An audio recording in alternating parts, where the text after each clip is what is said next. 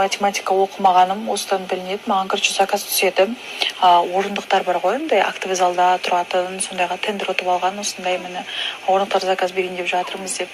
И я такая, ладно, білмесем де заказ қабылдай беремін, окей, дедім да. Короче, знакомыларыма шығып, заводтардан, и маған жазып жатыр да, осыншама кубометр болады, мынандай дейді. Мен школда математика оқымағанмын, қақтағы кубометр. Ладно, разберемся деп, короче, қаншақты санап, әйтеуір Гуглға кіріп, мынау қанша метр болады, мынау қаншандай бір тоннаның килограммын санап, такая, деп үйреніп алдым ғой. Так что, достар, новый нәрседен ешқашан қорықпаңыздар, зато это будет прекрасный опыт. Мен үшін енді бұйырса понедельник күні заводына барамыз, сол орындық шығаратын. Мне всегда что-то новое, интересно. Сложно, но интересно, короче. Сондай бір life stories бұл.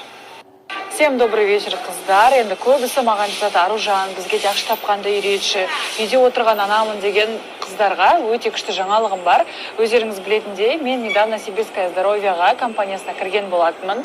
Өзімнің